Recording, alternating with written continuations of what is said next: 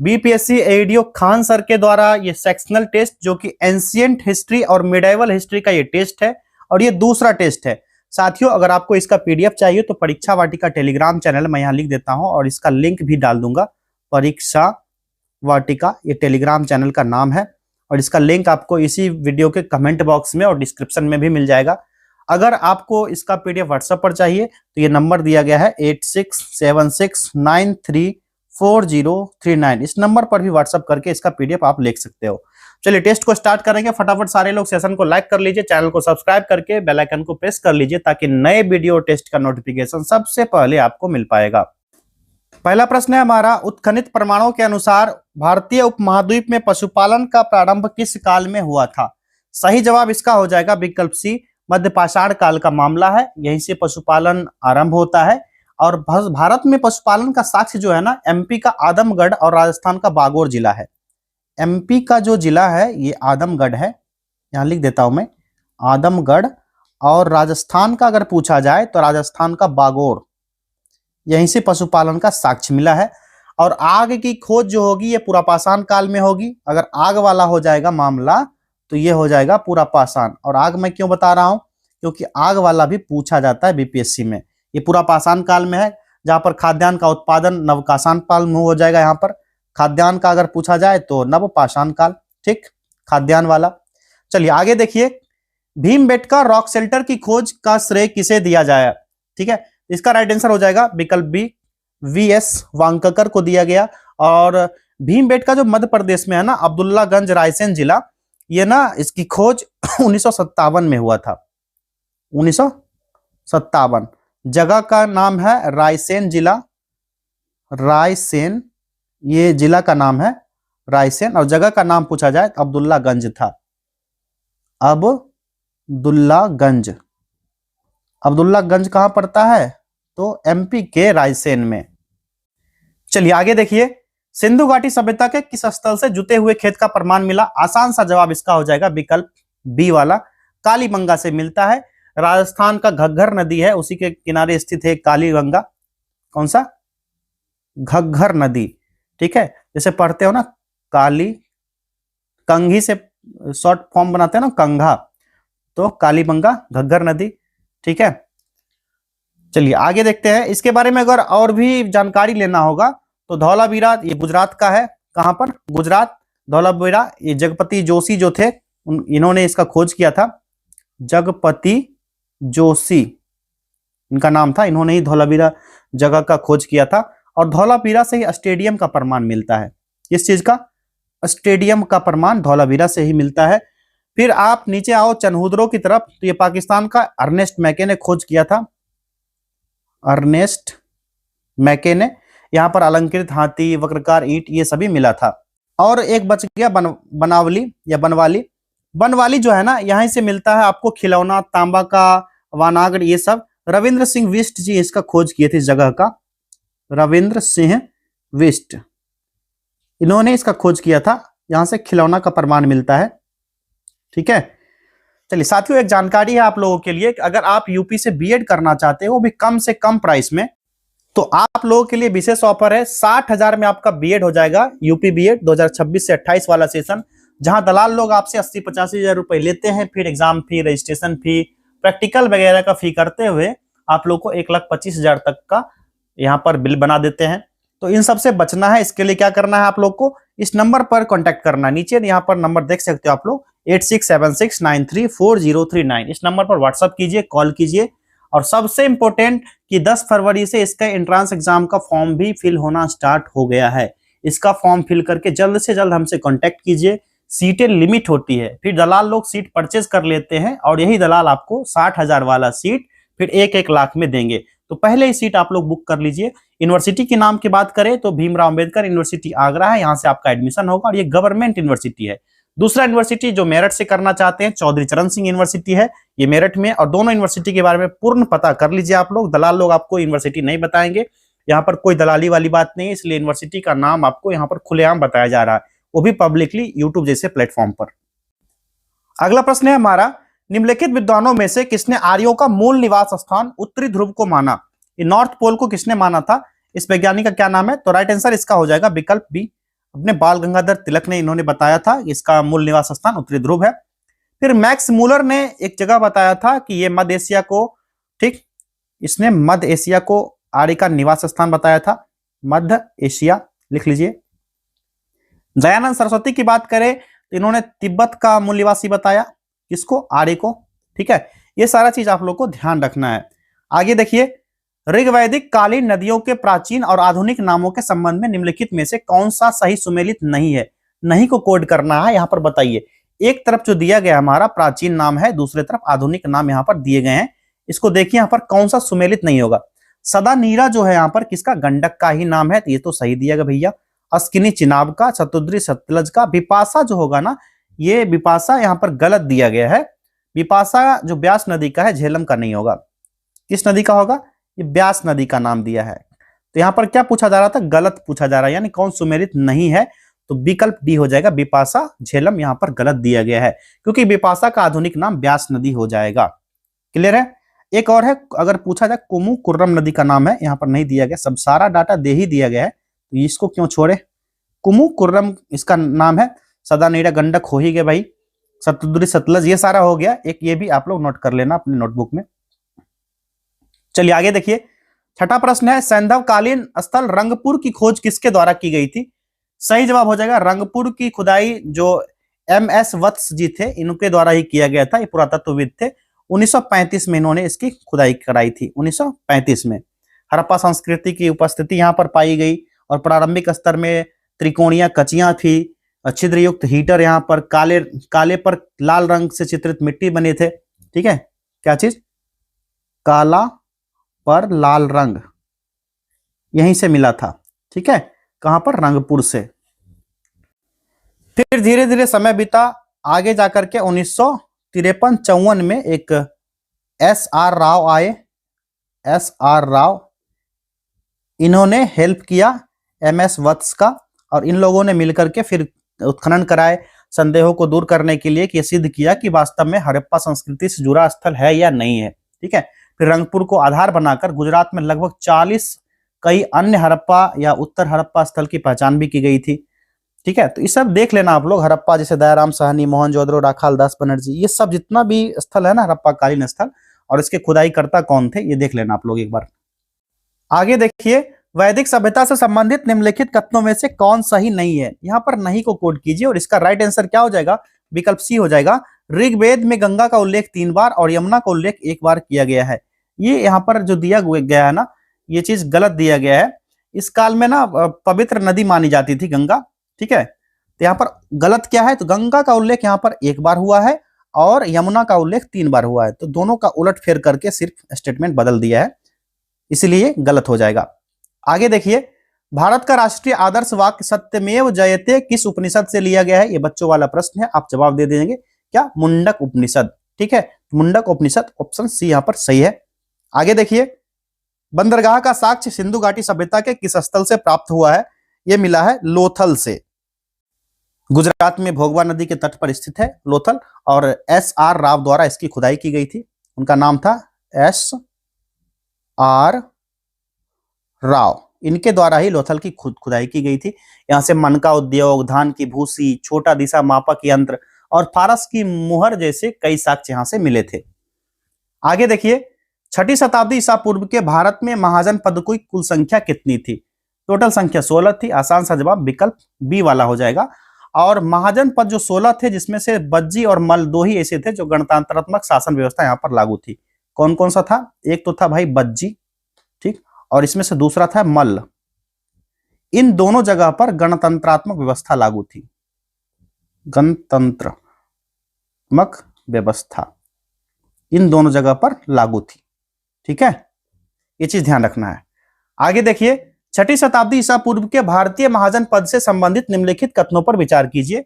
Statement दिया गया है और पूछा जा रहा है उपर्युक्त कथनों में से कौन सा ऐसे सही है या है। यहाँ पर 1 बाय 1 स्टेटमेंट को देखते हैं, पढ़ते हैं, उसके बाद देख लेंगे कौन सा सही है कौन सा गलत है। पहला है, मत्स्य महाजन पद की राजधानी विराटनगर थी, ये सही दिया गया, बिल्कुल सही दिया गया है। दूसरा है, अंग महाजन पद की राजधानी चंपा, ये भी सही है, ठीक है, दोनों का दोनों सही था यहाँ पर। तीसरा है, दक्षिण भारत का एकमात्र महाजन पद अस्मक था, ये वाला भी यहाँ पर करेक्ट दिया गया है। और कोसल की राजधानी वाराणसी थी, तो ये यहाँ पर गलत दिया गया है, ठीक है, क्योंकि कोसल की राजधानी वाराणसी नहीं थी, ये इसकी राजधानी श्रावस्ती थी, ठीक है, श्रावस्ती हो जाएगा। और काशी की राजधानी, जो काशी था ना, इसकी राजधानी वाराणसी होगा। काशी जो महाजनपद था, इसकी राजधानी वाराणसी हुआ करता था। तो यहाँ पर 1, 2, 3 सही है, और यहाँ पर पूछा जा रहा है कौन सा सही है, तो देख लेते हैं। 1, 2 और 3, विकल्प सी यहाँ पर करेक्ट आंसर हो गया। अगला प्रश्न है हमारा, मगध साम्राज्य के शासक बिंबिसार से संबंधित निम्नलिखित कथनों पर विचार कीजिए।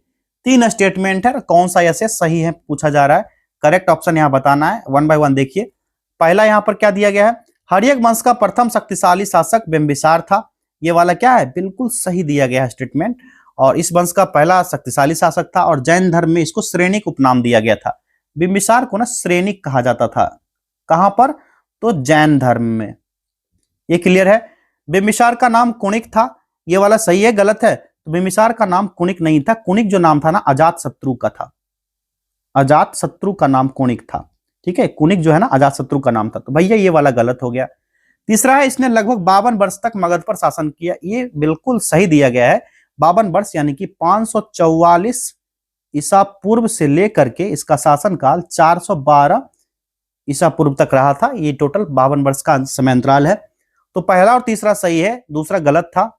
पहला और तीसरा ऑप्शन सी यहाँ पर करेक्ट हो जाएगा। आगे देखिए, कालाशोक निम्नलिखित में से किस वंश का शासक था। राइट आंसर हो जाएगा इसका शिशुनाग वंश, दूसरा, ठीक है। और शिशुनाग वंश का संस्थापक शिशुनाग का पुत्र था, ठीक है। नंद वंश से संबंधित निम्नलिखित कथनों पर विचार कीजिए। 4 स्टेटमेंट, कौन सा ऐसे सही है या है, यहाँ पर क्या करेक्ट पूछा जा रहा है। तो देख लेते हैं 1 बाय 1 कौन सा यहाँ पर सही होगा। पहला स्टेटमेंट पढ़िए, इस वंश की स्थापना महापद्मनंद ने की। तो बिल्कुल सही है, शिशुनाग वंश का पतन होता है, फिर नंद वंश का साम्राज्य यहीं से स्थापित होता है, महापद्मनंद इसको स्थापना करता है। पहला यहाँ पर सही हो जाएगा।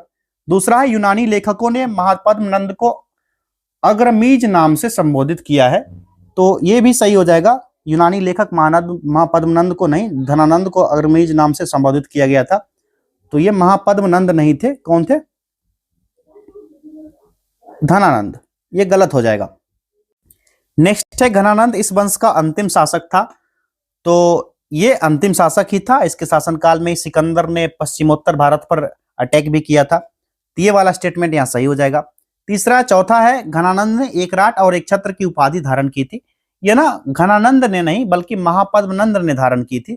यहाँ पर एक धनानंद नहीं होगा, क्या हो जाएगा, महापद्मनंद, ठीक है। तो ये गलत हो गया। तो पहला और तीसरा सही है यहाँ पर। विकल्प ये हो जाएगा केवल 1 और 3। और पुराण में ना महापद्मनंद को ही क्षत्रियों का नाश करने वाला बताया गया है, और परशुराम का दूसरा अवतार।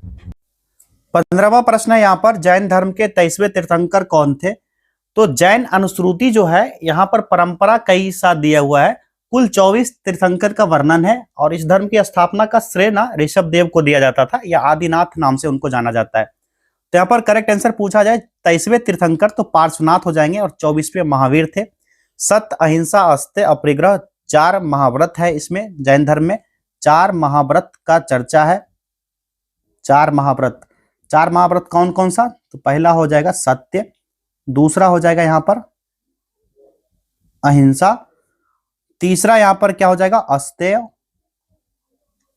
अस्तेय, और चौथा अपरिग्रह हो जाएगा।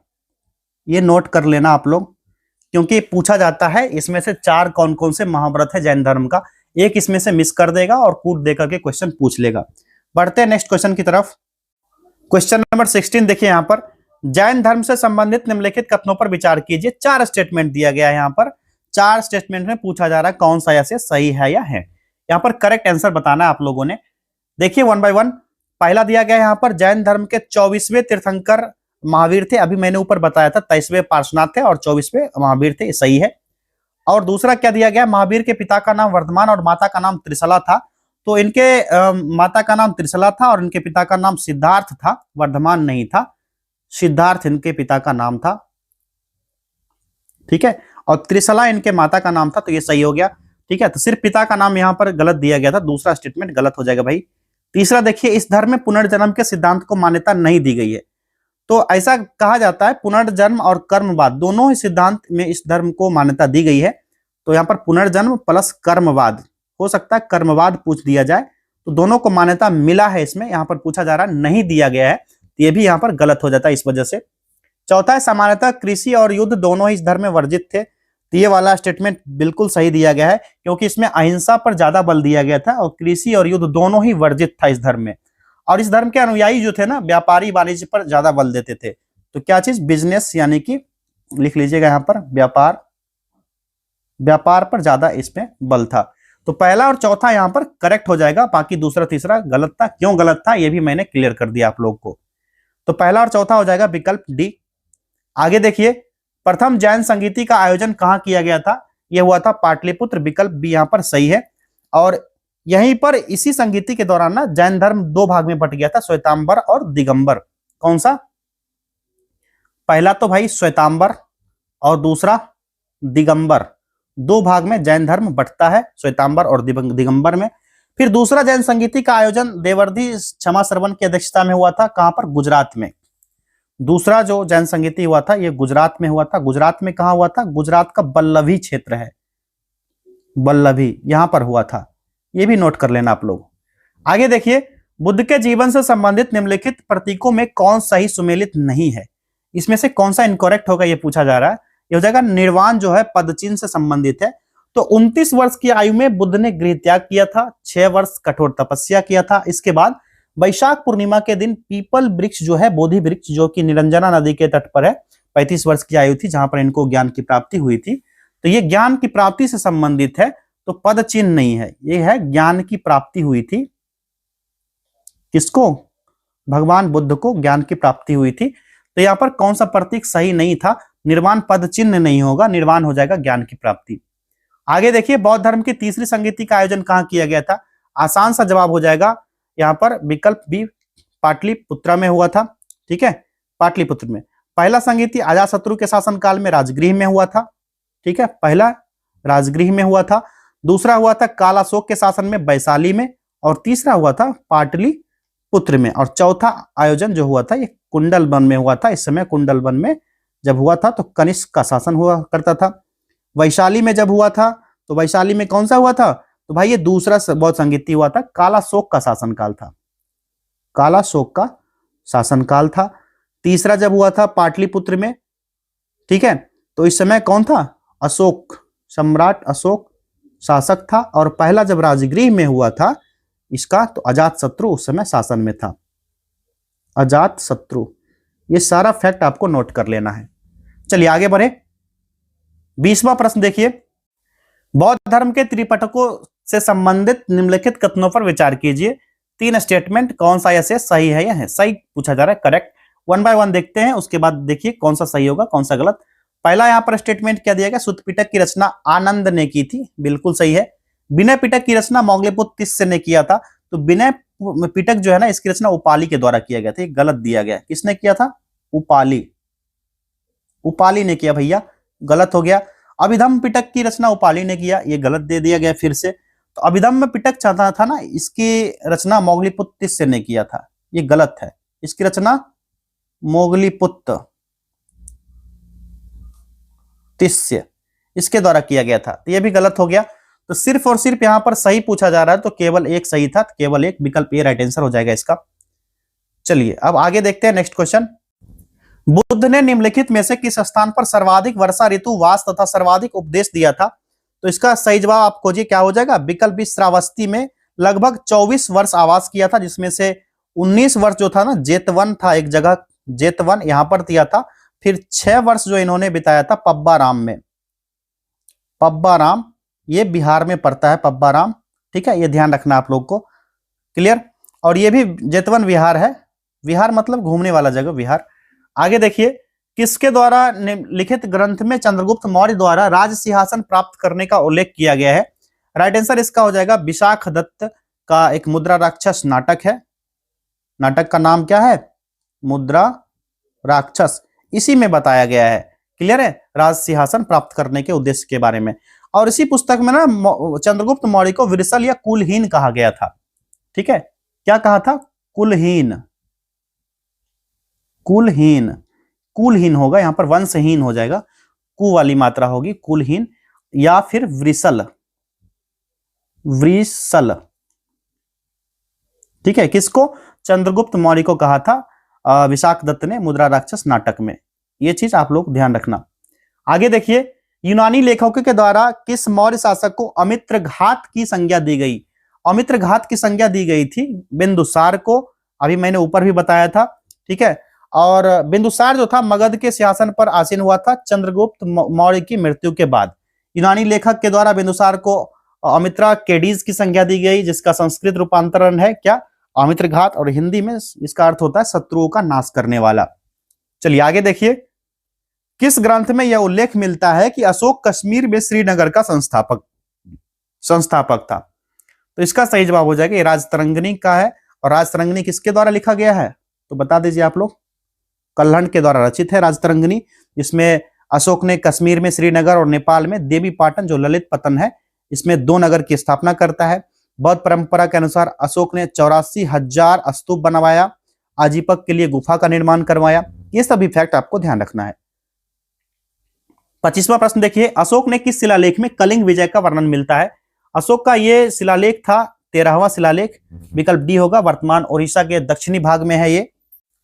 कलिंग के विरुद्ध अभियान का नेतृत्व किया था अशोक ने, जब इसका राज्याभिषेक हुआ था 8वें वर्ष में, यानी कि 261 ईसा पूर्व में, 261 ईसा पूर्व में। और यहाँ पर 13वां शिलालेख और अशोक का जो दूसरा शिलालेख था, इन दोनों में ना मिलता है, जानकारी मिलता है किस चीज का? संगम राज्य के बारे में। अशोक का इसी दोनों अभिलेख से संगम राज्य के बारे में विशेष जानकारी मिलता है। ठीक है, और अशोक का 12वां शिलालेख जो था पूर्ण रूप से धार्मिक सहिष्णुता के प्रति था। ठीक है, 12वें के बारे में पूछा जाए। और यहाँ पर जितना भी शिलालेख दिया ना अशोक का, सब एक बार पढ़ लेना आप लोग। सूची 1 को सूची 2 से सुमेलित करना है। एक तरफ अशोक का शिलालेख, दूसरा तरफ प्राप्ति स्थल दिया गया, इसको मिलान करना है। उसके बाद कूट की सहायता से सही विकल्प का चयन करके उत्तर देना है। यहाँ पर चलिए 1 बाय 1 इसको मिलान करते हैं। गिरनार जो है, गिरनार ये गुजरात का हो जाएगा। ठीक है, गिरनार, और गिर राष्ट्रीय उद्यान भी जो है गुजरात में ही है। गुजरा हो जाएगा मध्य प्रदेश का, गुजरा मध्य प्रदेश। भ्रावू हो जाएगा राजस्थान का। ठीक, और गोवी मठ जो है, ये गोवी मठ और ब्रह्मगिरी पूछा जाए तो कर्नाटक। अगर ब्रह्मगिरी भी पूछा जाएगा ना तो ये कर्नाटक का हो जाएगा। ठीक है, ये ध्यान रखना। फिर कई सारा अभिलेख ऐसा था, शहबाजगढ़ी और मानसोहरा अभिलेख जो पाकिस्तान में है, ये पूछा जाता है। धौली और जौगढ़ ये उड़ीसा का है। कालसी अभिलेख उत्तराखंड का। सोपारा हो जाएगा महाराष्ट्र का। फिर एक और पूछा जाता है एग्जाम में, मास्की और उदयगोलम जो कर्नाटक का है। और एक है एर्रागुडी और राजू मंडलगिरी जो आंध्र प्रदेश का है। और सबसे इंपॉर्टेंट अहरौरा अभिलेख जो है, अहरौरा शिलालेख जो है, ये उत्तर प्रदेश में पड़ता है। ये सारा फैक्ट जो मैंने बताया आपको, ये एक बार वीडियो को पॉज करके लिख लीजिएगा आप लोग। तो यहाँ पर मिलान करना था, तो क्या मिलान होके आएगा? यहाँ पर पहले का हो गया चौथा। तो अब देखिए यहाँ पर पहले का चौथा कौन सा था? तो पहले का चौथा यहाँ पर विकल्प सी वाला सही हो जाएगा। 4, 3, 2 और 1। चलिए आगे बढ़ा जाए। 27वां प्रश्न देखिए, अशोक कालीन प्रांत एवं उसकी राजधानी के संबंध में निम्नलिखित कथनों पर विचार कीजिए। यहाँ पर दिया गया, पूछा जा रहा है दिए गए युग में से कौन सा सही सुमेलित है, इनमें से कौन करेक्ट होगा, ये पूछा जा रहा है। पहला देखिए, उत्तरापथ इसकी राजधानी कहां पर? तो इसकी राजधानी तक्षशिला थी। तो भैया पाटलिपुत्र दिया गया है, ये गलत है। इसकी राजधानी कहां थी? तक्षशिला। तो पहला गलत। ठीक, गलत हो गया ना पहला। दूसरा देखिए, दक्षिणापथ स्वर्णगिरी, ये सही दिया गया है। तीसरा है अवंती, उज्जैनी, कलिंग, तोसली, ये सारे के सारे यहाँ पर सही दिए गए। जो प्राची या मध्य प्रदेश की राजधानी थी, ये पाटलिपुत्र थी, ये भी एक नहीं दिए गए, वो लिख लेना आप लोग। 2, 3, 4 सही है, पहला गलत था। 2, 3, 4 और देख लीजिए, विकल्प भी यहाँ पर करेक्ट हो जाएगा, केवल 2, 3 और 4। अगला देखिए, अर्थशास्त्र में वर्णित तीर्थों और संबंधित विभागों के संबंध में निम्नलिखित कथनों पर विचार कीजिए। और पूछा जा रहा है कौन सा ऐसे सही सुमेलित है। तीनों स्टेटमेंट को 1 बाय 1 यहाँ पर रीड कीजिए, उसके बाद बताना है। पहला देखिए, समाहर्ता राजकीय कोषाध्यक्ष, ये क्या है? तो ये मिलान किया हुआ सही सुमेलित है भाई, ये वाला सही सुमेलित नहीं है।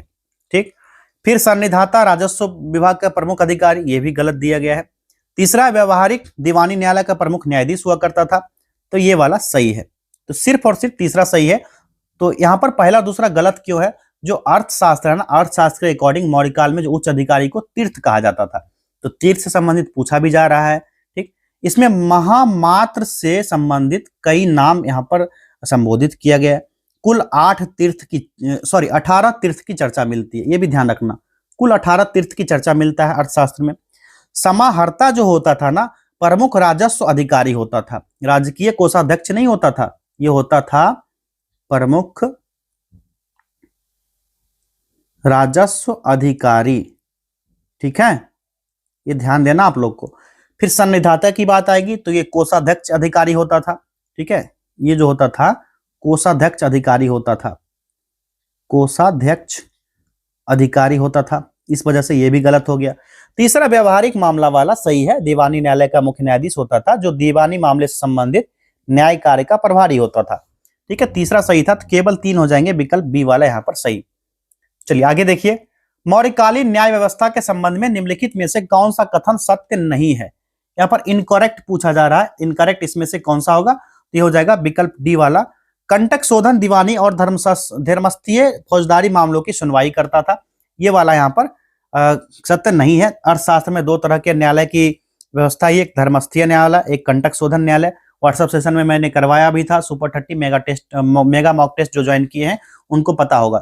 अगर आप लोगों ने मेगा मॉक टेस्ट नहीं ज्वाइन किया है, इस नंबर पर जाकर कॉन्टेक्ट कीजिए, नंबर है 8676934039। ठीक है, अभी इसका ऑफर चल रहा है 249 का, 249 में इसको ज्वाइन कीजिए। 4-5 टेस्ट हुए हैं अभी हाल फिलहाल में, वो आपको मिल जाएगा, बाकी आप लोग कंटिन्यू कर सकते हो। आगे देखिए, मौर्यकालीन शब्द सेतु बंध का संबंध निम्नलिखित में से किस क्षेत्र से था? सेतु बंध जो था ना, राज्य की ओर सिंचाई का प्रबंध करने पर लिया जाने वाला टैक्स होता था, कर होता था, और राजकीय भूमि से होने वाली आय को सीता कर कहा जाता था। ठीक है, इससे जो टैक्स होता था ना, लिया जाता था, इससे जो राजकीय भूमि से आय होता था और इस पर जो कर लिया जाता था, इसी को सीता कर कहा जाता था। ठीक है, ये ध्यान रखना आप लोग को।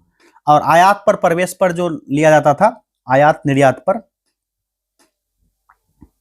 आयात या निर्यात पर जो टैक्स लगता था, इसको ना निष्क्रम्य कहा जाता था, निष्क्रम्य। ये ध्यान रखना, नोट कर लेना आप लोग, स्क्रीनशॉट ले लो। चलिए आगे बढ़ते हैं क्वेश्चन नंबर 31 की तरफ। मौर्योत्तर कालीन किस पुस्तक में भारत का यवन आक्रमण का उल्लेख मिलता है? सही जवाब गार्गी संहिता से मिलता है, गर्गी मुनि द्वारा रचित है। गार्गी संहिता किसके द्वारा? गर्गी मुनि, इन्होंने ही इसकी रचना की थी। हर्षचरित्र की रचना किसने की थी? तो हर्षचरित्र और कादंबरी की रचना किया गया था बाणभट्ट के द्वारा, बाणभट्ट के द्वारा। ठीक है, दिव्यावदान तो बौद्ध विद्वान का एक रचित पुस्तक है, जिसमें पुष्यमित्र शुंग का वर्णन मिलता है। अशोक द्वारा निर्माण किया गया था, 84,000 स्तूप, इसी का वर्णन मिलता है दिव्यावदान में।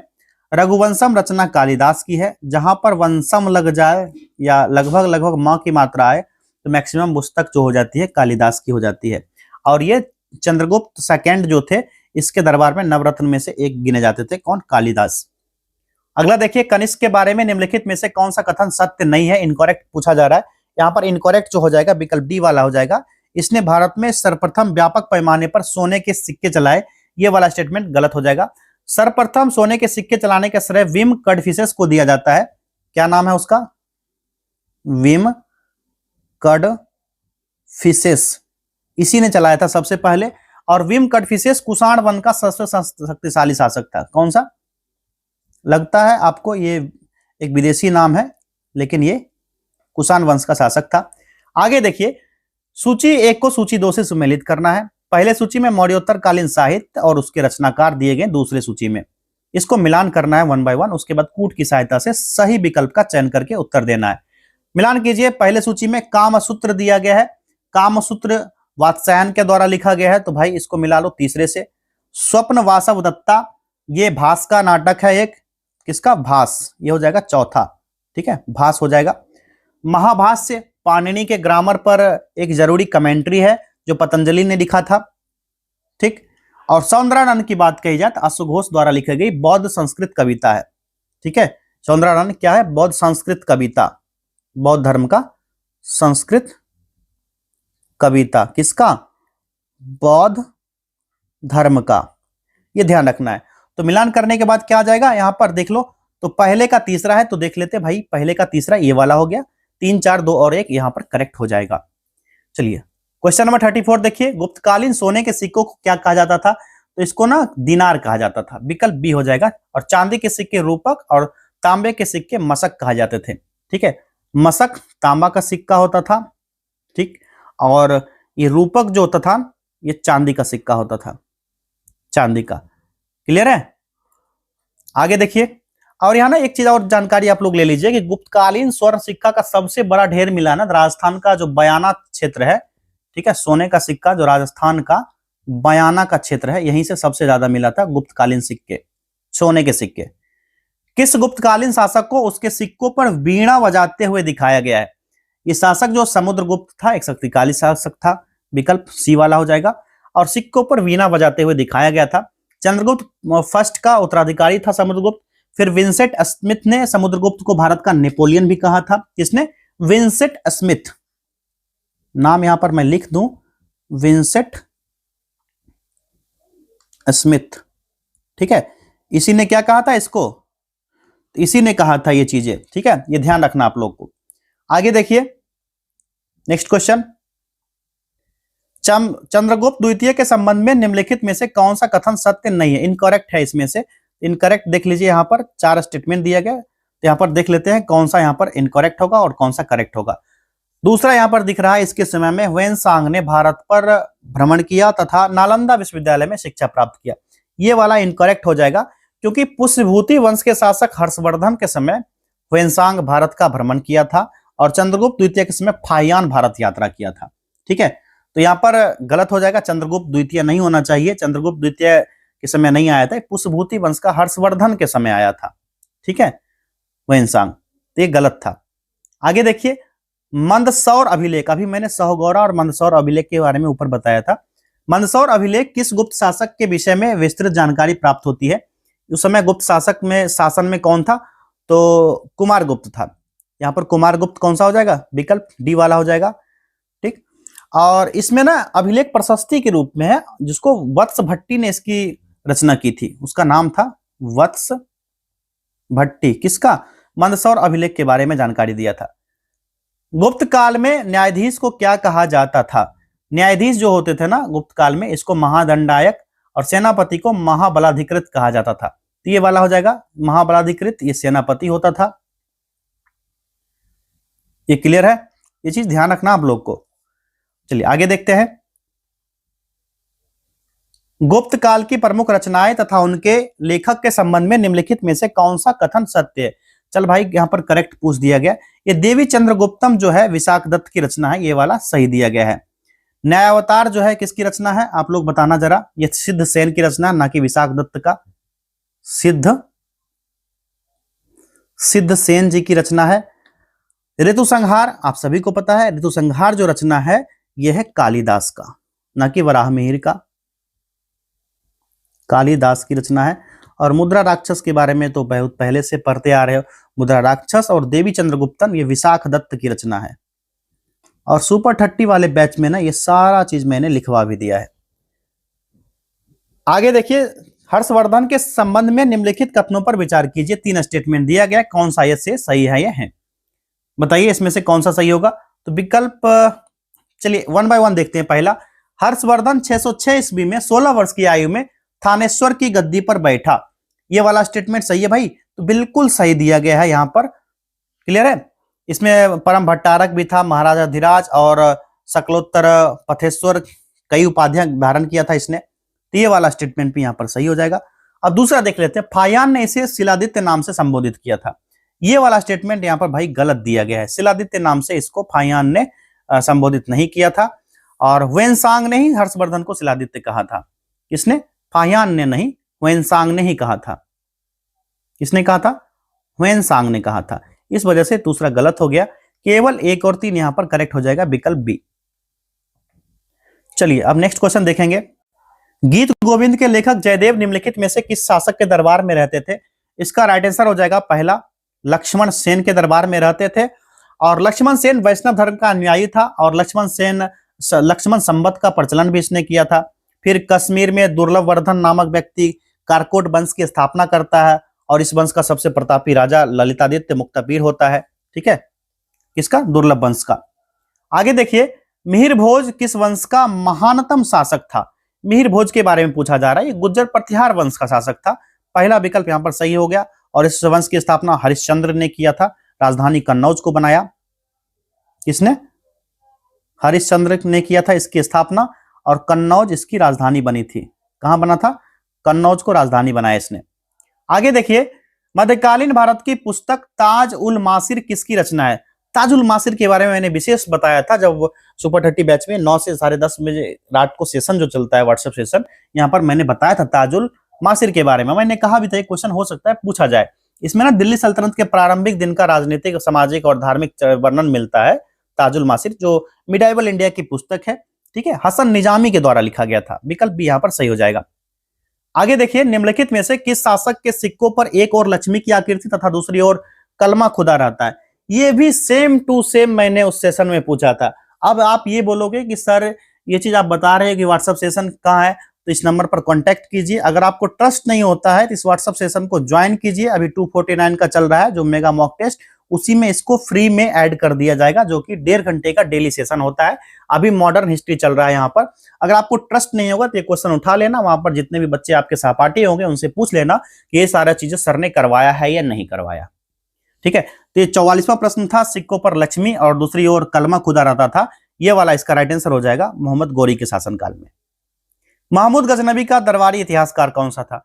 ये तो आसानी से बना दोगे आप लोग, ये हो जाएगा उत्बी। कुतुबुद्दीन ऐबक के संबंध में निम्नलिखित में से कौन सा स्टेटमेंट करेक्ट नहीं है? यहां पर बताइए, इनकरेक्ट स्टेटमेंट पूछा जा रहा है कुतुबुद्दीन ऐबक के बारे में, तो ये हो जाएगा पहला ही, कुतुबुद्दीन ऐबक ने सुल्तान की उपाधि धारण की थी। इसने ना मलिक और सिपा सलार की उपाधि धारण की थी। क्या क्या? एक तो मलिक, ठीक, और दूसरा इसका उपाधि धारण था सिपह सालार। ठीक है, इस वजह से गलत था और इनकरेक्ट पूछा जा रहा था, तो पहला ही इनकरेक्ट यहां पर हो जाएगा।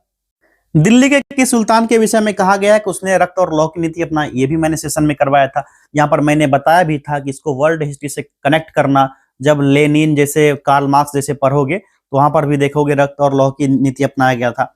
लेकिन अगर इंडियन हिस्ट्री की बात की जाए तो बलबन के बारे में ऐसा कहा गया है, इसने ब्लड एंड आयरन की नीति अपनाई थी। विकल्प बी यहाँ पर सही हो जाएगा।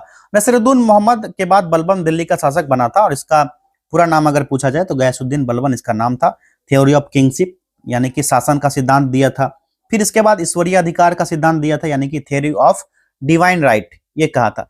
और भारत में फारसी त्योहार नवरोज को प्रारंभ किया था। नवरोज भी इसी ने स्टार्ट किया था, और ये क्वेश्चन पूछा जाता है, नवरोज त्योहार भारत में किसने स्टार्ट किया था? और ये फारसी त्योहार है, तो बलबन ने स्टार्ट किया था भाई। अगला देखिए, सिकंदर सानी की उपाधि दिल्ली के किस सुल्तान ने धारण की थी? राइट आंसर हो जाएगा विकल्प बी, अलाउद्दीन खिलजी। नेक्स्ट है, दिल्ली सल्तनत का सर्वाधिक विद्वान शासक कौन था जो खगोल शास्त्र, गणित और आयुर्विज्ञान सहित अनेक विद्याओं में निपुण था? इसका अगर सही जवाब अगर पूछा जाए तो मोहम्मद बिन तुगलक हो जाएगा, और दिल्ली से दौलताबाद राजधानी भी ट्रांसफर इसी ने किया था, ये भी ध्यान रखना है। तुगलक वंश का पहला शासक था। अगला देखिए, सिंचाई कर तथा हक ए सर्व नामक कर लगाने वाला दिल्ली का प्रथम शासक कौन था? प्रथम सुल्तान कौन था, ये पूछा जा रहा है। तो कौन सा हो जाएगा? ये पहला सुल्तान जो है, यह राइट आंसर हो जाएगा फिरोज तुगलक, विकल्प डी वाला, हक ए सर्व कर लगाया था, और ब्राह्मणों पर जजिया कर लगाया था। मुसलमान शासक फिरोज शाह तुगलक ही, ठीक। किस पर? ब्राह्मण पर जजिया कर, ब्राह्मण पर कर का नाम जजिया। अकबर आता है, खत्म होता है। चलिए आगे देखिए, खतौली के युद्ध में राणा सांगा ने किस तुगलक या लोधी शासक को पराजित किया? तो इसका क्या हो जाएगा? विकल्प डी, इब्राहिम लोधी। बहमनी साम्राज्य से संबंधित निम्नलिखित कथनों पर विचार कीजिए, और कौन सा ऐसे कथन सही है यहाँ पर बताना है आप लोगों के, ठीक है। तो चलिए 1 बाय 1 पढ़ते हैं। पहला यहाँ पर है, अलाउद्दीन बहमन शाह को बीदर को अपनी राजधानी बनाई थी। इसने गुलबर्गा को राजधानी बनाया था भाई, बीदर नहीं, ठीक है, गुलबर्गा को राजधानी बनाया था, तो पहला गलत हो गया इस वजह से।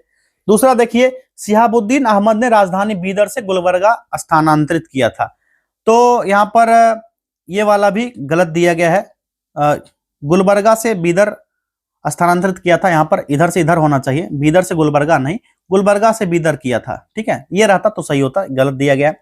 तीसरा यहाँ पर देखिए, शिहाबुद्दीन अहमद की उदारता के कारण उसे संत अहमद कहा जाता था, बिल्कुल सही है। और चौथा है, हुमायूं शाह को दक्कन का नीरो भी कहा जाता है, दक्कन का नीरो, और जालिम हुमायूं भी कहा जाता था इसको, ठीक है, जालिम हुमायूं नाम से भी इसको जाना जाता है, तो ये वाला बिल्कुल सही है। तो तीसरा और चौथा सही है भाई। कौन सा सही पूछा जा रहा है? 3 और 4, विकल्प बी वाला सही है यहाँ पर। चलिए क्वेश्चन नंबर 53 देखना है। विजयनगर के संबंध में निम्नलिखित कथनों पर विचार कीजिए। पर 4 स्टेटमेंट है, कौन सा ऐसे सही है या है, यहाँ पर करेक्ट बताना है आप लोगों ने। पहला है यहाँ पर क्या, तो विजयनगर साम्राज्य की स्थापना हरिहर और बुक्का ने किया था। कब? 1336 ईस्वी में। बिल्कुल सही दिया गया। अपने पिता के नाम पर इसने अपने वंश का नाम संगम वंश रखा था। कौन सा? संगम, संगम वंश नाम रखा था, तो पहला सही है। चलिए दूसरा देखिए यहाँ पर क्या है, हरिहर प्रथम ने वेद मार्ग प्रतिष्ठापक की उपाधि धारण की थी। ये वाला यहाँ पर गलत दिया गया है, ठीक है, ये वाला गलत है यहाँ पर। क्लियर है? हरिहर बुक्का 2 भाई थे, ये भी ध्यान रखना है। और वेद मार्ग प्रतिष्ठापक की उपाधि बुक्का प्रथम ने धारण किया था, हरिहर प्रथम ने नहीं। किसने? बुक्का ने, बुक्का प्रथम, इसलिए ये गलत है। तीसरा है, बुक्का प्रथम ने अपनी वैदेशिक नीति का विस्तार करने के लिए एक दूत मंडल चीन भेजा था। ये यहाँ पर बिल्कुल सही दिया गया है। जो विजयनगर की राजधानी हम्पी थी और राजभाषा यहाँ का तेलुगु लिपि नंदी नाडी गढ़ी था। और इटली का यात्री जो निकोलो कोंटी देवराय था, देवराय प्रथम के दरबार में आया था। ये सब भी ध्यान रखना आप लोगों ने। क्लियर है? निकोलो कोंटी देवराय सही है ये। तो यहाँ पर दूसरा गलत था, बाकी 3 सही है भाई। 1, 3 और 4 हो जाएंगे, विकल्प बी यहाँ पर सही। कृष्णदेव राय के संबंध में निम्नलिखित कथनों में से कौन सा कथन सत्य नहीं है? यहाँ पर नहीं पर जोर देना और देखना है आप। पहला यहाँ पर इनकरेक्ट हो जाएगा। कृष्णदेव राय विजयनगर के सालुब वंश का सबसे प्रतापी राजा था। संगम वंश के बाद विजयनगर पर सालुब, तुलुब और अराविडु वंश शासन करता है। और कृष्णदेव राय जो थे ना, सालुब वंश का नहीं, तुलुब वंश का था। कौन सा? तुलुब वंश, ये ध्यान रखना है। सालुब नहीं था, तुलुब वंश, इस वजह से ये गलत हो जाता है। और कृष्णदेव राय को आंध्र भोज और आंध्र पितामह भी कहा गया है। इसी को आंध्र भोज या आंध्र पितामह, इस नाम की उपाधि भी इसको दिया गया है। किसको? कृष्णदेव राय को। आगे देखिए, सिकंदर लोदी के एक शासन काल में लिखी गई पुस्तक लज्जत ए सिकंदरी किस विषय से संबंधित है? इसके बारे में कहा जाए तो राइट आंसर हो जाएगा पहला, संगीत से संबंधित है लज्जत ए सिकंदरी। और सिकंदर लोदी लोदी वंश का सबसे अंतिम शासक था और गुलरुखी उपनाम से कविता लिखा करता था। लिख देता हूं यहां पर, गुलरुखी, इसी नाम से ये कविताएं लिखता था। कौन लिखता था? तो सिकंदर लोदी भैया। क्लियर? चलिए अगला देखिए, सूची 1 को सूची 2 से सुमेलित करना। एक तरफ प्रमुख सूफी संत और दूसरे सूची में संबंधित सिलसिला। कौन से सूफी संत किस सिलसिला से संबंधित है, इसको मिलान करते हैं और कूट की सहायता से सही विकल्प का चयन करके उत्तर दे देंगे। पहला मिलान करते हैं। भारत में सबसे पहले जान लीजिए, भारत में चिश्ती परंपरा के पहले संत थे उस्मान। इसके शिष्य फिर ख्वाजा मोइनुद्दीन चिश्ती बने, जो 1192 में मोहम्मद गोरी के साथ भारत आए थे और अजमेर को अपना सेंटर बनाया था। तो मिलान करते हैं यहाँ पर। मोइनुद्दीन चिश्ती जो थे, ये कौन से परंपरा के थे? तो चिश्ती परंपरा के हो जाएंगे यहाँ पर। ठीक है, कौन से? चिश्ती परंपरा के। फिर बहाउद्दीन जकारिया के बारे में कहा जा रहा है, जो कि दक्षिण एशिया के महान सूफी संत थे। उनका नाम शेख बहाउद्दीन जकारिया मुल्तानी था और सुहरावर्दी सिलसिला से संबंधित थे। ये सुहरावर्दी हो गया।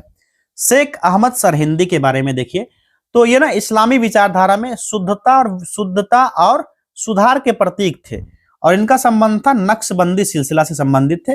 नक्शबंदी सिलसिला, और ये अकबर के समय के थे। अकबर द्वारा शुरू किया गया था। दीन इलाही विचारधारा और धार्मिक विदार जो अधिकार था, इसमें शामिल थे ये। कौन सा? दीन इलाही, अकबर के समय। तो ये नक्शबंदी सिलसिला हो गया। अगला देखिए, हजरत मोहम्मद गौस, तो ये ना सतारी सिलसिला से संबंधित थे, जो कि भारत में शाह अब्दुल सत्तार द्वारा की गई थी। और संगीत सम्राट जो तानसेन थे, इसके गुरु हजरत मोहम्मद गौस सत्तारी ही हुआ करते थे। तो ये सत्तारी सिलसिला से थे। ये वाला पर यहाँ पर देखिए बिल्कुल मिलान किया हुआ ही है ऑलरेडी। ABCD 1 2 3 4। चलिए ABCD और 1 2 3 4 भैया पहला ही यहाँ पर करेक्ट हो गया। चलिए आगे देखा जाए। आप नेक्स्ट देखिए, मध्यकालीन भक्ति संतों के संबंध में निम्नलिखित में से कौन सा कथन सत्य नहीं है? इनकरेक्ट हो जाएगा इसमें से कौन सा? तो विकल्प सी वाला देख लीजिए। साहित्य लहरी नामक पुस्तक तुलसीदास द्वारा लिखी गई थी। ये सूर सागर की रचना और साहित्य लहरी ये सूरदास द्वारा लिखा गया था। किसके द्वारा? सूरदास के द्वारा। एक तो हो गया साहित्य लहरी और दूसरे पुस्तक का नाम था सूर सागर। सूर सागर के बारे में कभी पूछ दिया जाए तो सूरदास हो जाएगा। इस वजह से ये गलत हो जाता है क्योंकि तुलसीदास का नाम दिया गया था। आगे देखिए, शाहरुख नामक चांदी का सिक्का किस मुगल बादशाह ने चलाया था? राइट आंसर हो जाएगा बाबर ने चलाया था शाहरुख नामक। और अपने आत्मकथा बाबरनामा या तुझे के बाबरी की रचना भी तुर्की भाषा में बाबर ने किया था, यह भी ध्यान रखना है। आगे देखिए, मात्र एक मुट्ठी बाजरे के चक्कर में मैंने अपना साम्राज्य खो दिया होता, यह कथन किस मध्यकालीन शासक से संबंधित होता है? तो बताइए यहाँ पर क्या हो जाएगा राइट आंसर? बिल्कुल सही आंसर हो जाएगा यहाँ पर शेरशाह सूरी ने कहा था। ये मारवाड़ पर आक्रमण किया था, जब राजपूत के शौर्य पराक्रम से प्रभावित हुआ था, शेरशाह ने यही बात कहा था कि मात्र एक मुट्ठी बाजरे के चक्कर में मैंने अपना साम्राज्य खो दिया होता। फिर भारत में सूर्यवंश का संस्थापक शेरशाह सूरी के द्वारा किया जाता था। शेरशाह सूरी के बारे में अगर कहा जाए तो बचपन का नाम फरीद खां था। फिर दक्षिण बिहार के सूबेदार बहार खान लोहानी ने इसे शेर खान की उपाधि प्रदान की थी, क्योंकि इसने शेर को मारा था। 1529 ईस्वी में मामला अगर पूछा जाए तो घाघरा का युद्ध हुआ था, ठीक है, घाघरा का युद्ध। फिर 1539 चौसा का युद्ध, आप सभी को याद होगा। तो घाघरा का युद्ध में महमूद लोदी की तरफ से लड़ा था ये। फिर चौसा के युद्ध में हुमायूं को पराजित करने के बाद सुल्तान ए आदिल कहा था खुद को, सुल्तान ए आदिल हुमायूं को यहां पर हरा देता है तब। ये सारा फैक्ट्स आप लोग को ध्यान रखना है। फिर पट्टा कबूलियत प्रथा की शुरुआत भी इसी ने किया था। चांदी का रुपया, तांबे का दाम इसी के द्वारा चलाया गया था। और कालिंजर अभियान जब हुआ था तो कालिंजर अभियान के दौरान ही शेरशाह की मृत्यु हो जाती है। और शेरशाह के मकबरा के बारे में अक्सर पूछा जाता है, सासाराम में। आप लोग को कमेंट करना है कालिंजर अभियान जब शेरशाह की मृत्यु हुई थी, तो डेट और ईयर कमेंट कीजिए आप लोग। आगे देखिए, अकबर द्वारा जगत गुरु की उपाधि किसने प्रदान की गई थी? तो इसका सही जवाब हो जाएगा हरिविजय सूरी के द्वारा किया गया था। विकल्प डी यहां पर करेक्ट है। जिन चंद्र सूरी को अकबर ने युग प्रधान की उपाधि सुशोभित किया था। किसको? अकबर ने। क्लियर है ना? यहां पर युग प्रधान की उपाधि दिया था। उपाधि का नाम था युग प्रधान। किसको? जिन चंद्र सूरी को अकबर ने दिया था युग प्रधान की उपाधि। अकबर के दरबार में राजकवि के पद पर निम्नलिखित में से कौन आसीन था? राइट आंसर हो जाएगा फैजी। विकल्प सी यहां पर सही हो जाएगा। फैजी आसीन था इस समय और राजकवि के पद पर था। फिर भास्कराचार्य द्वारा कई पुस्तक लिखी गई, जिसमें लीलावती का फारसी अनुवाद फैजी ही करता है। किसका? लीलावती का फारसी अनुवाद फैजी के द्वारा ही किया जाता है। ये चीज ध्यान रखना आप सभी को, ठीक है। और ये लीलावती ना भास्कराचार्य के द्वारा लिखा गया था, भास्कराचार्य के द्वारा, लेकिन यहां पर फारसी अनुवाद किया था फैजी ने। अगला देखिए, निम्नलिखित विदेशी यात्रियों में से कौन जहांगीर के दरबार में नहीं आया था? तो यहां पर करेक्ट आंसर जो हो जाएगा विकल्प बी वाला हो जाएगा। एक चीज यहां पर देख लेना आप लोग, मुल्ला दो प्याजा के बारे में पढ़ लेना, बीपीएससी में पूछा गया था पिछले बार। यहां पर राइट आंसर क्या हो जाएगा? विकल्प बी जॉन बैप्टिस्ट टैवर्नियर हो जाएगा। चलिए आगे देखते हैं नेक्स्ट क्वेश्चन। क्वेश्चन नंबर 63 होगा ना। जहांगीर ने निम्नलिखित चित्रकारों में से किसे नादिर उज जमा की उपाधि प्रदान की थी? नादिर उज जमा की उपाधि जो मिला था यह दिया गया था अबुल हसन को। विकल्प यहां पर सही हो जाएगा। मंसूर की विशेषज्ञता पक्षी की चित्रकारी में निपुण था और अबुल हसन की विशेषज्ञता व्यक्ति चित्र बनाने में ज्यादा थी। आगे देखिए, शाहजहां के संबंध में निम्नलिखित में से कौन सा कथन सत्य नहीं है? इसमें से इनकरेक्ट पूछा जा रहा है। 4 विकल्प दिया गया है, 4 विकल्प में से एक गलत है, वो हो जाएगा विकल्प डी। प्रथम मुगल बादशाह शाहजहां था जिसका राज्याभिषेक 2 बार किया गया था, ये गलत है। ये बाबा ये नहीं था, ये व्यक्ति था, औरंगजेब था जिसका 2 बार राज्याभिषेक हुआ था। मुगल काल में सेना के सर्वोच्च अधिकारी को क्या कहा जाता था? बउआ वाला प्रश्न है, बउआ वाला जवाब विकल्प बी मीर बख्शी कहा जाता था। ठीक। शिवाजी ने 1665 में किस मुगल सेनापति के साथ पुरंदर की संधि पर हस्ताक्षर किया? राइट आंसर जयसिंह के साथ हुआ था। कूटनीति दोनों में पारंगत थे कछवाहा शासक जयसिंह। और 1665 की शुरुआत में जो था ना 1665, औरंगजेब ने शिवाजी की शक्ति का दमन करने के लिए राजा जयसिंह के नेतृत्व में एक विशाल मुगल सेना भेजी थी। और पुरंदर किला पर मुगल की सफलता और राजगढ़ की घेराबंदी जारी रखने के बावजूद फिर जून 1665 ईस्वी में शिवाजी के साथ पुरंदर की संधि करना पड़ा था। किसको? जयसिंह को। और शिवाजी का राज्याभिषेक होता है 1674 में। कहां पर होता है? रायगढ़ में। आगे देखिए, पानीपत का काबुली बाग मस्जिद का निर्माण किस मुगल बादशाह ने कराया था? तो ये हो जाएगा काबुली बाग मस्जिद जो संभल की जामा मस्जिद है, और मीर बाकी द्वारा अयोध्या की बाबरी मस्जिद और आगरा का रामबाग, ये सब मुगल बादशाह बाबर के द्वारा कराया गया था। विकल्प यहाँ पर सही हो जाएगा। आगे देखिए, सूची 1 प्रमुख पुस्तकें और दूसरे सूची में संबंधित लेखक दिए गए। पहले सूची में प्रमुख पुस्तक, दूसरे में संबंधित लेखक। अब मिलान करना है और सही विकल्प का चयन करके उत्तर दे देना है। मिलान करते हैं 1 बाय 1। यहाँ पर पहला देखिए यहां पर दिया गया नुस्खा नुस्खा ए दिलखुशा, तो ये भीमसेन की रचना है। ठीक, तुझके जहांगीरी, जहांगीर की, आसान सा। खुलासत तवारीख हो जाएगा ये सुजान राय भंडारी का, और शाहजहांनामा इनायत खान। तो क्या हो जाएगा यहाँ पर करेक्ट? यहाँ पर करेक्ट आंसर हो जाएगा 4, 2, 1 और 3, पहला विकल्प यहाँ पर सही है।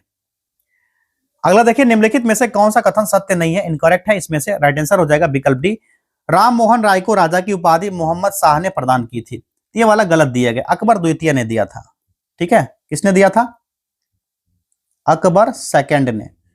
आगे देखिए किस सिख गुरु की हत्या जहांगीर ने करवा दी थी, फांसी? ये गुरु अर्जुन देव थे, जहां पर जहांगीर ने इनकी हत्या करा दी थी। अर्जुन देव जो थे ना सिखों के 5वें गुरु थे, तो गुरु अर्जुन देव सिखों के 5वें गुरु। अद्वैतवाद दर्शन के प्रवर्तक, आसान सा जवाब शंकराचार्य, विकल्प सी। मुगल प्रशासन के दौरान जिले जनपद को किस नाम से जाना जाता था? यह भी बहुआ वाला प्रश्न है, विकल्प डी, सरकार के नाम से जाना जाता था इसको। गुलबदन बेगम किस मुगल बादशाह की पुत्री थी? तो गुलबदन बेगम के बारे में ऐसा माना जाता है ये बाबर की पुत्री थी, और मुगल काल की अत्यंत शिक्षित और साहित्य प्रिय महिला में गिनी जाती थी। अगला देखिए बिहार में मध्यवर्ती प्रस्तर युग के अवशेष की प्राप्ति निम्नलिखित में से किस स्थान से हुई है? राइट आंसर विकल्प सी, मुंगेर से मिला है, जो 10,000 से 6,000 ईसा पूर्व माना जाता है। ठीक है, बिहार से संबंधित निम्नलिखित में से किस आचार्य को बौद्ध धर्म का विश्वकोश माना जाता था? राइट आंसर हो जाएगा यहाँ पर विकल्प बी, दीपंकर श्री ज्ञान, जो नालंदा विश्वविद्यालय, विक्रमशिला विश्वविद्यालय, फिर उदंतपुरी विश्वविद्यालय के आचार्य रहे थे। नेक्स्ट है चंद्रगुप्त मौर्य ने 6 लाख की सेना लेकर संपूर्ण भारत को रौंद डाला था। मगध शासक के संबंध में उपयुक्त कथन किसका है? यह स्टेटमेंट है प्लूटार्क का। आगे देखिए राजगीर में दुर्ग और स्तूप की स्थापना मगध के किस शासक के द्वारा की गई थी? सही जवाब विकल्प बी, अजातशत्रु हो जाएगा। पाल काल में श्रीनगर भुक्ति नाम से किस क्षेत्र को जाना जाता था? करेक्ट आंसर इसका हो जाएगा पहला, यहां पर मगध। नेक्स्ट क्वेश्चन है मौर्य साम्राज्य के पतन के बाद मगध पर किस वंश का शासन प्रारंभ हुआ था? करेक्ट आंसर विकल्प बी, शुंग वंश। निम्नलिखित में से प्रथम मुगल सम्राट कौन था जिसका राज्याभिषेक पटना में हुआ था? यह था फर्रुखशियर, विकल्प बी वाला हो जाएगा, और इसके शासनकाल में ही बिहार का दिल्ली पर नियंत्रण समाप्त हो गया था। आगे देखिए नालंदा विश्वविद्यालय की स्थापना किस काल में हुई थी? सही जवाब विकल्प सी, गुप्त काल में हुआ था, कुमारगुप्त ने करवाया था। आगे देखिए मगध साम्राज्य की प्राचीन राजधानी राजगृह के संबंध में निम्नलिखित कथनों पर विचार कीजिए। कौन सा ऐसे कथन यहाँ पर सही होंगे या फिर गलत होंगे, ये देख लेना। आप लोग को सही पूछा जा रहा है, इसमें से कौन से सही है? पहला यहाँ पर पढ़िए, यहाँ स्थित 5 पहाड़ियों में से एक रत्नागिरी बुद्ध का निवास था, जिसे गृद्धकूट के नाम से जाना जाता है। सही है भाई। दूसरा देखिए इस नगर की निर्माण योजना महागोविंद ने बनाई, ये भी सही दिया गया है। तीसरा है दर्शनीय स्थल घोड़ा कटोरा झील और शांति स्तूप और सवर्ण भंडार गुफा आदि यहीं स्थित है, ये भी यहाँ पर सही है। चौथा है 383 ईसा पूर्व बौद्ध संगीति का आयोजन यहीं किया गया था, ये बाबा गलत दिया गया है यहाँ पर। क्यों गलत दिया गया है? तो 483 ईसा पूर्व में हुआ था, अजातशत्रु के शासनकाल में राजगीर में हुआ था। 383 नहीं बाबा, 483 होना चाहिए, इसलिए गलत है। एक कैरेक्टर के कारण चौथा स्टेटमेंट यहाँ पर गलत हो जाता है। तो यहाँ पर देखिए 1, 2 और 3 सही था, तो पहला यहाँ पर सही हो जाएगा 1, 2 और 3। अगला देखिए मैथिली भाषा का विकास निम्नलिखित में से किस वंश के शासनकाल के दौरान हुआ था? राइट आंसर कर्नाट वंश का शासन था। अगला प्रश्न है महावीर से संबंधित निम्नलिखित कथनों पर विचार कीजिए। 3 स्टेटमेंट है, कौन सा ऐसे सही है या गलत है? सही पूछा जा रहा है, तो सही स्टेटमेंट यहाँ पर चूज करना है। इसमें से कौन सा सही होगा देख लेना। इनका जन्म कुंडल ग्राम वर्तमान वैशाली जिले में हुआ, सही है। इन्होंने अपना अंतिम उपदेश वर्तमान नालंदा जिले में दिया, यह भी सही है। इन्हें निर्वाण मृत्यु की प्राप्ति वर्तमान नालंदा जिले में हुई थी, यह भी सही है। तीनों सही है यहाँ पर, 1, 2 और 3 यहाँ पर करेक्ट हो जाएगा। अगला देखिए नव नालंदा महाविहार किसके लिए विख्यात है? सही जवाब पाली अनुसंधान संस्थान है यहाँ पर, और इसकी स्थापना बिहार सरकार ने 1951 में किया था। किसका? पाली अनुसंधान संस्थान का। शेरशाह के संबंध में निम्नलिखित में से कौन सा सही नहीं है? इनकरेक्ट इसमें से पूछा जा रहा है, ये हो जाएगा विकल्प सी, चांदी का रुपया और सोने का दाम चलाया था, तो यहाँ पर गलत दिया गया है। यहाँ पर प्रचलित रुपया चांदी का था और दाम तांबे का था। जो दाम था ना तांबे का दाम शुरू किया था, ना कि सोना का। चांदी का रुपया सही था, तांबा का दाम हो गया। ठीक। विनय पिटक और सुत पिटक की रचना किस बौद्ध संगीति में की गई थी? आसान सा जवाब, पहला ही बौद्ध संगीति हुआ था अजातशत्रु के शासनकाल में, महाकश्यप इसके अध्यक्ष थे और राजगृह में किया गया था। कब हुआ था कमेंट करना आप लोग। प्राचीन मगध साम्राज्य के संबंध में निम्नलिखित में से कौन से सत्य नहीं है? इसमें से इनकरेक्ट हो जाएगा, ये हो जाएगा पहला, बिंबिसार की मृत्यु के बाद उदयन यानी उदयभद्र उसका उत्तराधिकारी हुआ। बिंबिसार की हत्या करके उसका पुत्र अजातशत्रु किया था और स्वयं राजा बना था। उदयन नहीं होगा, यहाँ पर अजातशत्रु होना चाहिए। ठीक है, अजातशत्रु, और इनकरेक्ट पूछा गया था तो इसी वजह से इनकरेक्ट था ये स्टेटमेंट। ठीक, अगला है राजगीर में दुर्ग तथा स्तूप की स्थापना मगध के किस शासक के द्वारा की गई थी? यहाँ पर करेक्ट हो जाएगा अजातशत्रु। नेक्स्ट, हर्यक वंश के उपरांत मगध पर क्रमशः किन वंशों ने शासन किया? तो यहाँ पर सही जवाब हो जाएगा विकल्प बी, शिशुनाग वंश, नंद और मौर्य शुंग वंश हो जाएगा। सारे वंश का यहाँ पर पीरियड देख लीजिएगा, कब से कब तक इसका शासनकाल रहा था। हर्यक वंश का अंतिम मगध सम्राट कौन था? राइट आंसर विकल्प सी, नागदशक। नेक्स्ट क्वेश्चन है, मगध के किस सम्राट के द्वारा गुप्त संवत का प्रचलन किया गया था?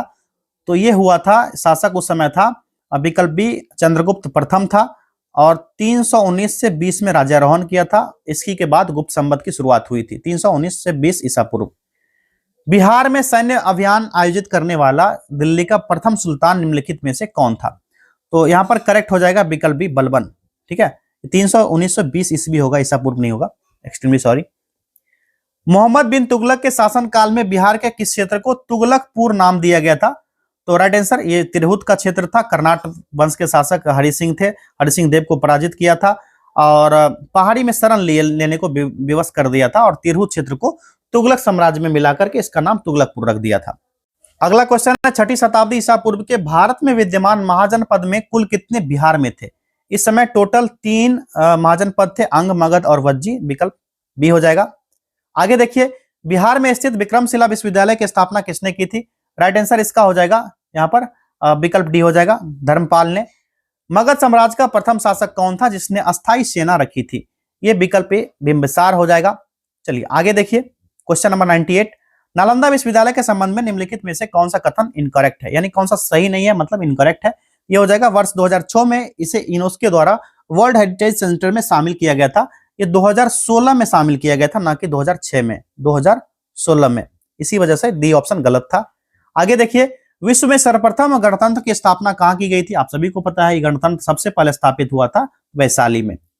आगे देखिए, और आखिरी प्रश्न है, तत्कालीन बिहार में स्थित प्राचीन महाजनपद अंग की राजधानी कहां थी? तो राइट आंसर हो जाएगा ये चंपा थी। साथियों, आप लोगों का कितना सही हुआ 100 में से? ये जो मॉडरेट टेस्ट पेपर था कम से कम 72 प्लस है, सेफ जोन में हो आप। और इस तरह के और भी टेस्ट आएंगे इस चैनल पर, सब्सक्राइब कर लीजिए, बेल आइकन को जरूर प्रेस कर लीजिए।